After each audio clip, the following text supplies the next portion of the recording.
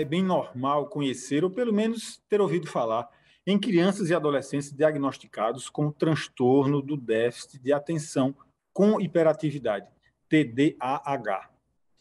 E não faz muito tempo que se descobriu que muitos adultos também manifestam essa condição. Sofrem grandes consequências na vida afetiva, profissional e social por conta disso. E tem mais. Isso tudo sem nem saber por que tem a vida tão perturbada.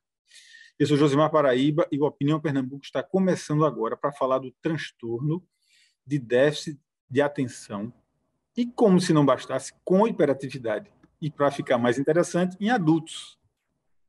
Quem está aqui conosco é a psicóloga Maíra Roazzi. Ela é doutora em Psicologia do Desenvolvimento pela Universidade de Pittsburgh, lá nos Estados Unidos. Seja muito bem-vinda, doutora Maíra. Prazer estar aqui com você hoje, falando sobre esse assunto que eu gosto tanto. O prazer é todo nosso. E vamos começar pelo começo. Defina, por favor, TDAH. Então, TDAH é um transtorno do neurodesenvolvimento que traz alterações comportamentais, que a gente diz que são diferenças em relação à população típica quantitativas. Por exemplo, é normal eu ser um pouco desatento. Não é normal eu ser desatento ao extremo para que isso gere um problema na minha vida. É normal eu ser um pouco hiperativo. Em alguns momentos da vida eu estou mais agitado, menos. Mas a pessoa com TDAH, ela vai ter certas qualidades, certos traços, numa quantidade além do que a gente vê na população normal. Isso gera um impacto na vida dessa pessoa, seja no trabalho, seja nas relações sociais e de diversos outros aspectos da vida da pessoa. Então, é um transtorno do neurodesenvolvimento que a gente chama, que afeta algumas áreas do cérebro, seja a nível de comunicação, via neurotransmissores, como também morfologicamente áreas do cérebro que demoram um pouco mais para desenvolver quando a gente compara uma pessoa típica com uma pessoa com TDAH, entendeu? Então, às vezes é confuso, porque quando a gente fala de autismo, o autismo é uma pessoa que tem comportamentos diferentes de uma pessoa típica. Já o TDAH não, todo mundo sabe que é de vez em quando esquecer a chave do carro, de vez em quando se perder no pensamento, mas a pessoa com TDAH ela vai ter isso em excesso. E isso vai dar sintomas, como você falou, problemas de atenção, problemas de hiperatividade, seja corporal, seja de fala, seja de pensamento, impulsividade também, que pode ser impulsividade de ação, impulsividade de fala, como também pode dar também problemas de regulação emocional, que não se fala tanto, mas o TDAH, em essência, traz muitas dificuldades na regulação emocional. Eu não sei se eu expliquei para você de uma forma que deu para compreender. Não tem problema, está ótimo, porque a gente vai continuar conversando sobre isso e vamos cercando a questão a partir. A gente quer chegar nos adultos, mas vamos pegar pelas crianças, a gente vai, né, fazendo essa compreensão chegar até lá. Por que algumas crianças têm o transtorno e outras não? É simplesmente fatores genéticos? Geralmente, sim. Eu diria que a maior parte das pessoas com TDAH, ela tem alguém na família com TDAH também, talvez não diagnosticado. Mas sempre tem alguém, um tio, um avô, um primo, alguém que também é agitado, desatento, tem dificuldade na escola. Então, ela tem uma grande carga genética. Mas você também pode ter um TDAH se você nasceu prematuro, se houve algum problema ali nos seus primeiros meses de vida, alguma falta de oxigenação em algumas áreas do cérebro. Tem questões que podem também fazer com que você desenvolva esses comportamentos que se caracterizam como TDAH. Se sua mãe fumou na gestação, se bebeu em excesso em alguns momentos da gestação, também pode estar associado com TDAH.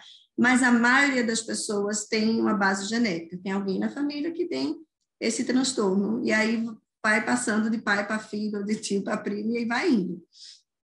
A gente já começou a esboçar esses sinais, mas a gente está falando para um público muito grande, muito aberto e muito diversificado.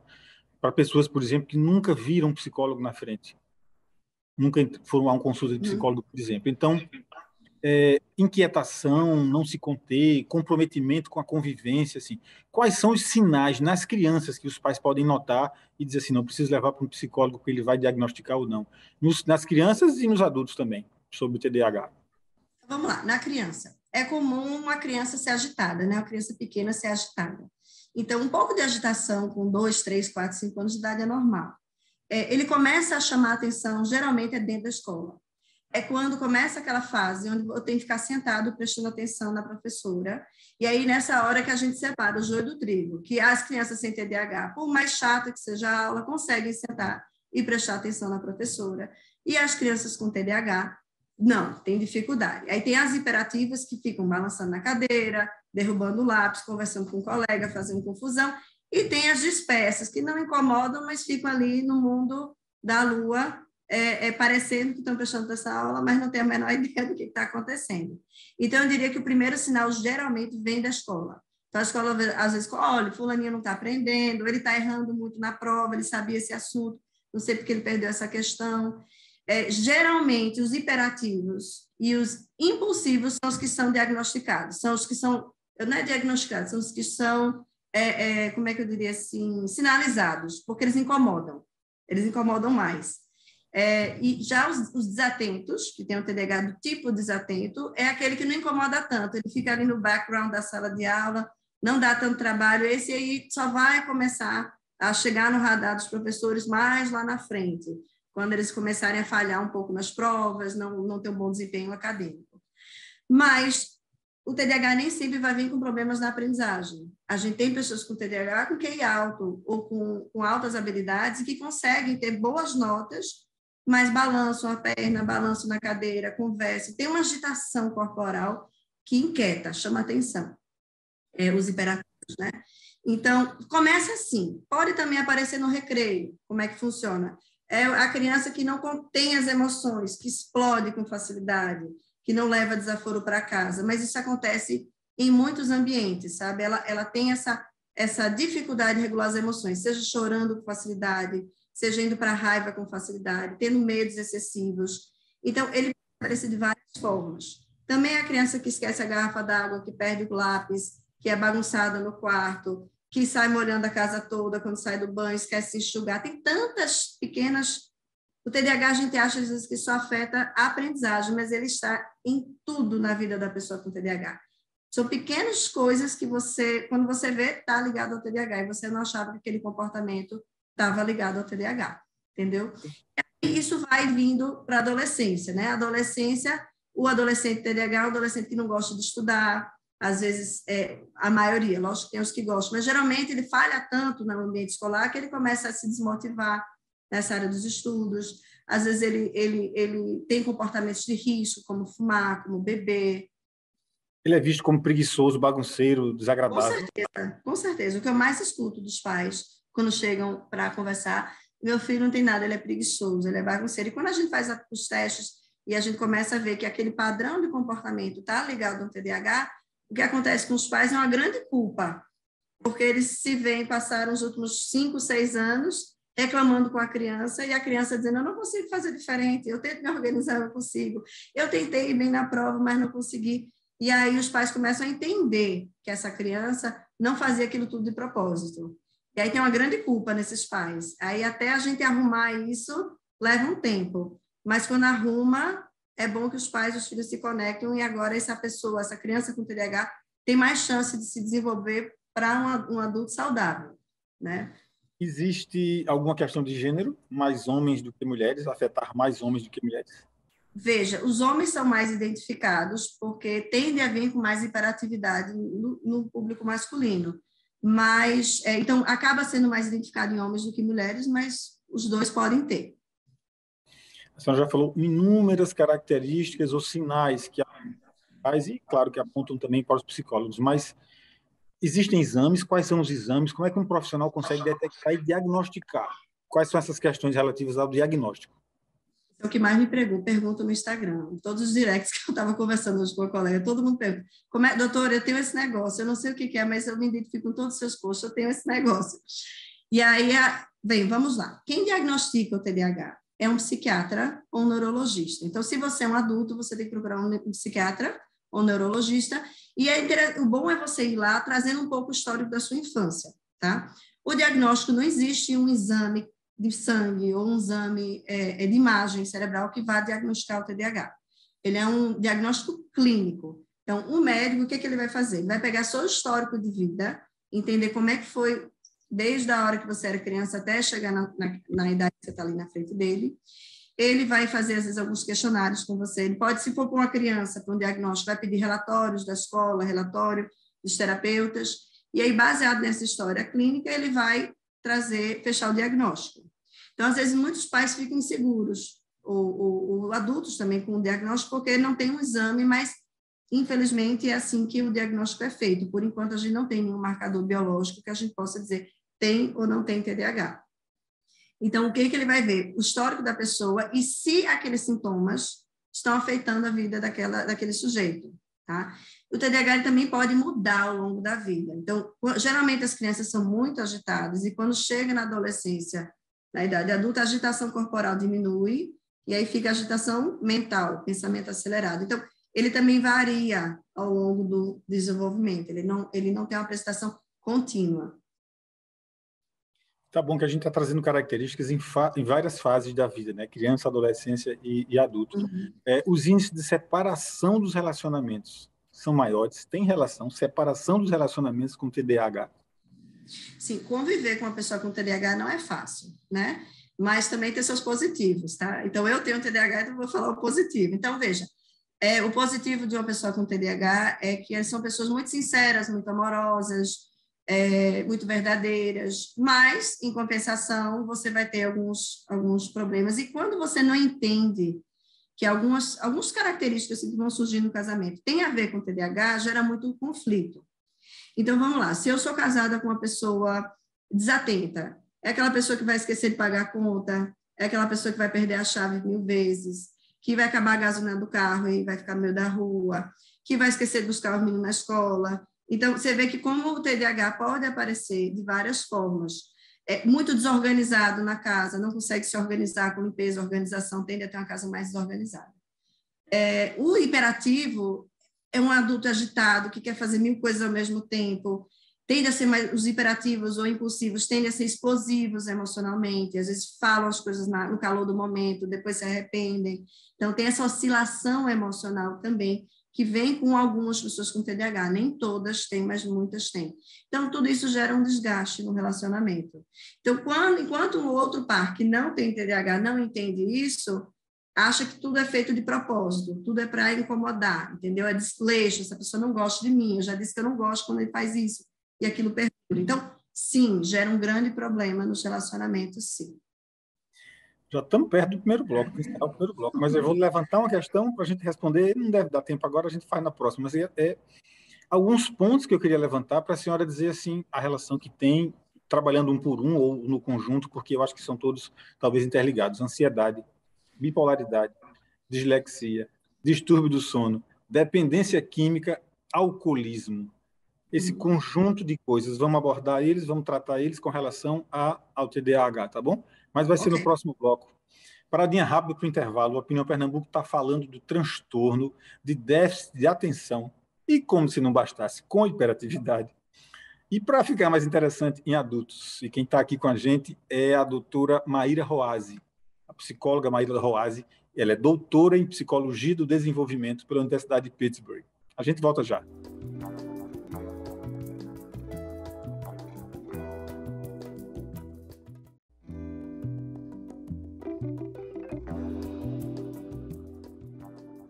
Voltamos com a Opinião Pernambuco, hoje falando do transtorno de déficit de atenção com hiperatividade, o TDAH, especificamente em adultos. Quem está aqui com a gente é a psicóloga Maíra Roazzi. Ela é doutora em Psicologia do Desenvolvimento pela Universidade de Pittsburgh.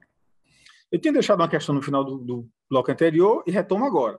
Quadros de depressão, ansiedade, bipolaridade, dislexia, distúrbio do sono, dependência química e alcoolismo. Tem relação com TDAH? Sim, com certeza. Então, o que acontece? Se eu sou uma criança com TDAH, eu vou sofrer um pouco mais na vida. Eu vou receber muita reclamação, eu vou colecionar falhas, eu vou colecionar reprovações, seja opinião das pessoas, seja porque eu me sujo o tempo todo, seja porque eu derrubo tudo. Eu vou me sentir inadequada ao longo da minha vida, certo? E isso tem um peso, isso gera um desgaste emocional ao longo da vida.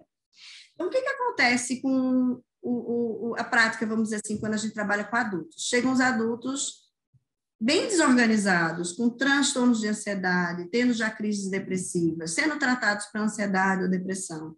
E, às vezes, quando você faz uma boa anamnese, pega um bom histórico clínico desse adulto, você começa a ver que, opa, lá atrás tinha um problema. Antes da ansiedade existir, das crises de pânico existirem, você tinha dificuldade na escola, você tirava nota baixa, você era expulso de sala o tempo todo, e daí você começa a entender que foi uma construção. Então, o TDAH, como é que eu diria assim, ele deixa você frágil, vamos dizer assim, para desenvolver outros transtornos em comorbidade, que vem junto. Então, a gente tem 2 tipos de transtornos que tendem a ver, tipos, né, que é em comorbidade com o TDAH. O mais comum, que você já mencionou, são os transtornos que têm a ver com a parte de humor, né? Então, ansiedade, depressão, bipolaridade e assim por diante. Como também o TDAH pode vir com transtornos de aprendizagem. Geralmente tem um viés mais genético, como a dislexia, que você falou, a descalculia, ou a desortografia. Então, o TDAH, geralmente, eu digo que raramente ele vem só, ele geralmente vem um combo, ele mais alguma coisa, e aí a gente vai observando. Quando é uma pessoa com histórico que vai vir com transtorno de aprendizagem junto com o TDAH, é uma criança que sofre mais na escola e é um adulto que chega, a criança que chega na idade adulta com muito sofrimento pelo tempo que sofreu na escola, certo? Quando a gente fala o que não tem transtorno de aprendizagem, ele passa a adolescência só com TDAH, quando chega na adolescência, aí vem o boom, vem os crises de ansiedade, e quando eu sou ansioso, eu sou depressivo, eu tento arranjar alguma forma de me acalmar, me regular. Aí abre a porta para o quê? O que você falou. O álcool, né? O uso de drogas, os vícios. A pessoa com TDAH, ela é mais propensa a desenvolver vícios. Então, vícios em álcool, bebidas, sexo, comida, videogame, porque o cérebro do TDAH, ele busca o que lhe dá prazer, porque é uma falta de dopamina, então tudo que me dá prazer eu quero fazer em excesso, tá? Então, e aí começa a ter um monte de sintomas na idade adulta e ninguém para ver que talvez a origem disso tudo foi o TDAH. Então, às vezes eu digo, eu tenho muitas pessoas que me procuram no Instagram, eu fui no médico, como a senhora recomendou, mas o médico disse que eu só tenho ansiedade, o médico disse que eu só tenho depressão. Então, eu sempre digo, procure um bom médico, procure um médico que entenda de TDAH, que vá fazer essa varredura cuidadosa, para ver que talvez por trás dessa ansiedade, por trás dessa depressão, tinha um TDAH lá no início, é como se ele fosse o start, né? E o resto vem depois. Não sei se ficou claro. A gente já está caminhando para perto do final do programa e tem tanta coisa para perguntar ainda. Mas vamos lá. Como é que se orienta o tratamento? Como é que se orienta o tratamento? Quais são os profissionais envolvidos? Porque eu acho que precisa de muita gente, né?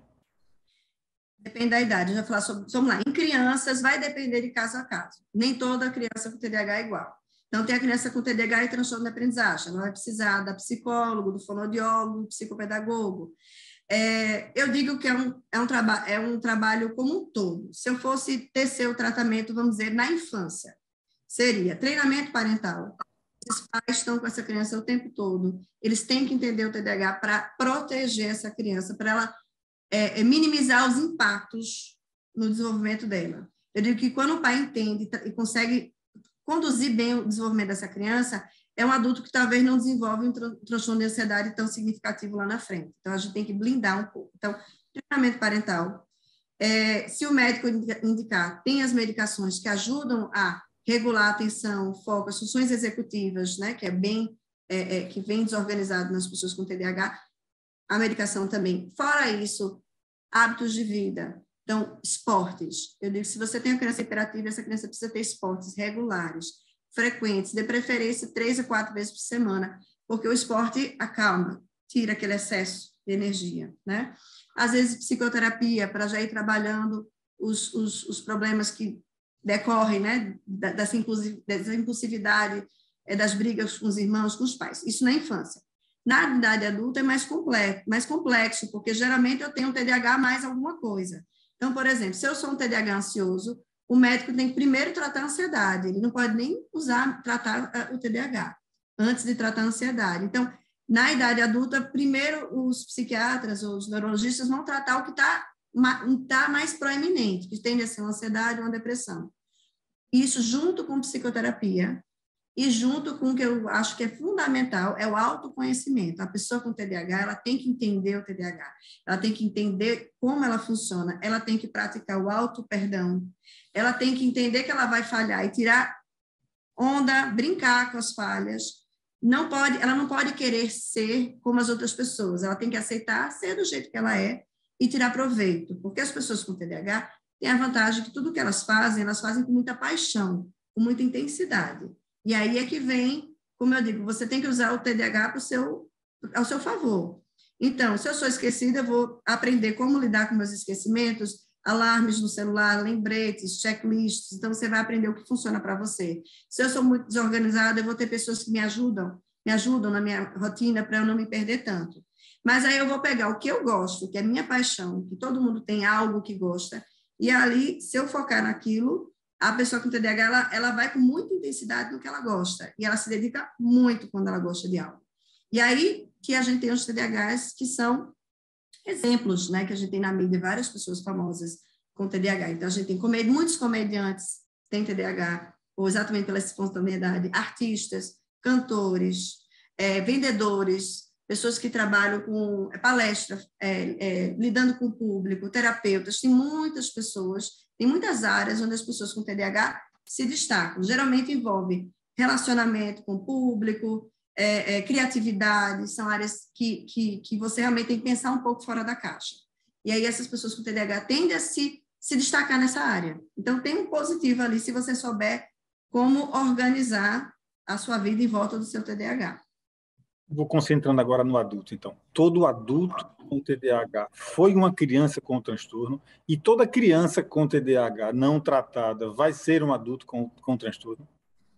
Não necessariamente. Veja, existem pessoas que fecham diagnóstico na infância e, às vezes, quando chega na vida adulta, ele vai se organizando e, às vezes, ele não fecha mais o diagnóstico, ele só fica com alguns traçozinhos, tá? Não é o comum. O comum é que o TDAH permanece até a vida adulta, só que vai mudando o formato, vai mudando algumas intensidades. Então, coisas comuns na idade adulta são as insônia, a desregulação emocional, mas, às vezes, o adulto com TDAH ele já não é tão esquecido, ele pode já ter uma série de mecanismos para não se esquecer das coisas, e daí talvez essa desatenção não aparece tanto, entendeu? Então, assim, se eu sou um adulto com TDAH, eu fui uma criança com TDAH, eu não virei adulto com TDAH na idade adulta. Por isso que, quando a gente fecha um diagnóstico do adulto com TDAH, a gente tem que investigar a infância. Porque se eu nunca fui esquecido, nunca tive problemas de impulsividade, ou de hiperatividade, ou desregulação emocional. De repente, eu estou tendo, talvez seja outra coisa, e não TDAH. TDAH, geralmente, a gente vai ver traços da infância até agora. Agora, esses traços podem surgir antes dos 7 ou antes dos 10. Tá? Então, a gente vai observando quando é que esses traços começam a chamar a atenção. E esses desarranjos, né? Que tipo de desarranjos acontecem na vida do adulto? Quais podem acontecer com o TDAH? Por exemplo, a impulsividade, gestação não programada, quadro depressivo, a gente já falou um pouco disso, da ansiedade. Isso também está relacionado? Vamos lá. Então, se eu tenho uma pessoa impulsiva que eu não planejo, eu posso ter uma gestação não planejada. Às vezes, é muito comum pessoas com TDAH mudarem de curso. Começa um curso, não gostei. Porque, em essência, a pessoa com TDAH, ela tende a ser um pouco mais imatura. Ela tem uma imaturidade emocional. Então, às vezes, na época que escolheu o curso, não sabia muito bem o que queria, então a gente tem muita troca de curso. Se eu sou um TDAH exclusivo, eu posso sair muito dos empregos, seja por explodir com as pessoas, ou por falhar, esquecer, perder prazos. Então, eu não tenho um glamour. O TDAH, ele gera muitos prejuízos na vida da pessoa. Por isso que eu tenho que escolher uma área aonde as minhas falhas não vão aparecer tanto. Então, Maíra, eu sou desatenta, né? Eu sou esquecida, então eu não vou trabalhar num ambiente onde eu tenho que trabalhar com planilhas e prazos e que eu não possa cometer mínimos erros que vai criar um grande problema para a empresa. Eu não vou escolher essa área para mim. Eu vou escolher uma área de trabalho, no meu caso a psicologia, onde a minha criatividade, minha intuição vem à tona e, na verdade, me ajuda, inclusive, entendeu? A criar vínculo com os pacientes, entendeu? Essa espontaneidade que a pessoa com TDAH tem me ajuda muito no meu trabalho. Então, você tem que encontrar uma área onde você vai nutrir o que você tem de melhor. Quando isso não acontece, é que você se desorganiza. Quando o adulto cresce sem tratamento, a situação piora ou não?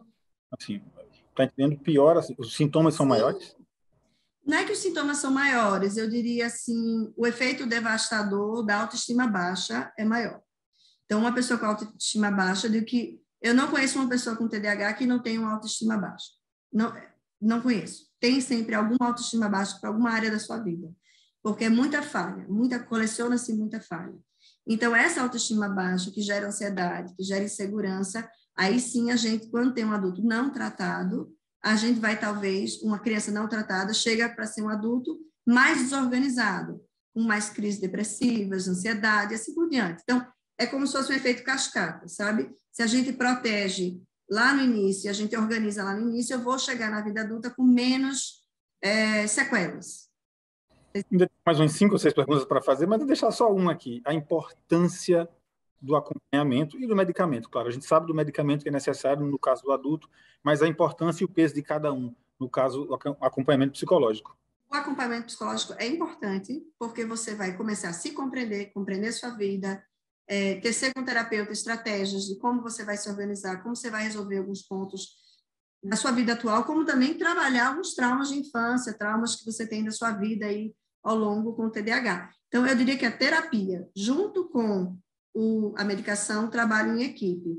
E uma pessoa com TDAH, ela tem que aprender, junto com tudo isso, a se autorregular. Meditação, exercício físico, tudo para regular as emoções, é um grande divisor de águas para uma pessoa com TDAH. Acabou a opinião que está encerrando. A gente falou hoje sobre o TDAH, transtorno de déficit de atenção com hiperatividade. Quem esteve aqui com a gente, quem está aqui com a gente, é a doutora Maíra Roazier, é doutora em psicologia, ela é psicóloga também, doutora em psicologia do desenvolvimento pela Universidade de Pittsburgh. A gente agradece a presença dela e até um próximo programa.